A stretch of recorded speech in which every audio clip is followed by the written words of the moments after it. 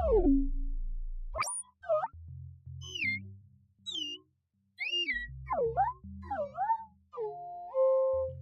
I'm Rachel, I'm a theatre director and theatre maker. I'm Rosie, I'm senior producer at China Plate. The Shape of the Pain is a show that China Plate have produced and that I developed and made with a number of other artists, including the writer Chris Thorpe. And it's a kind of autobiographical piece, semi-autobiographical piece, which explores the idea of whether we can ever really truly understand someone else's pain.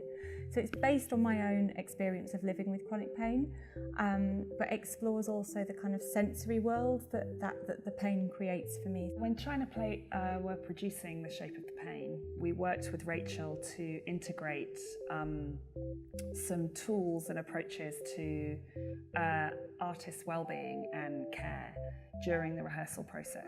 This was anything from looking at working hours in the rehearsal room to specific provision for Rachel in the rehearsal room, to integrating professional and clinical consultants into the rehearsal process. So they were actually in the room with Rachel and the team, consulting on the work that was being made and the material that was being generated. The idea of kind of well-being to support creative process, I think, is often associated with work like The Shape of the Pain or with Caroline Horton's, so work that's kind of autobiographical or related to real-life events. But actually, as an industry, it's something we're just crying out for, I think. There's such a massive need for well-being support across the board, because all of us as artists are bringing ourselves to our work all the time. It's not just the work that's about ourselves, it's that narratively it's about ourselves. Everything has a bit of us in it, and yeah, that needs support. And also, whilst the policy is predominantly an artist wellbeing policy, it also addresses the wellbeing and care needed for audiences and front of house staff at venues, participants in educational and outreach activity as well, because you just don't know what material can be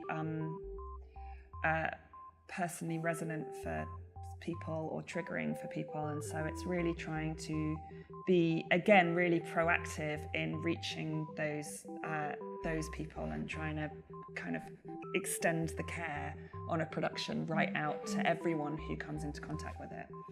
So the show's about to come back to London to Wilton's for a week, which will happen on the 19th of March, which we're completely delighted about. Wilton's, I'm an associate artist at Wilton's, and it's an incredible venue, so we're really, really excited about being able to see the show in this really beautiful venue.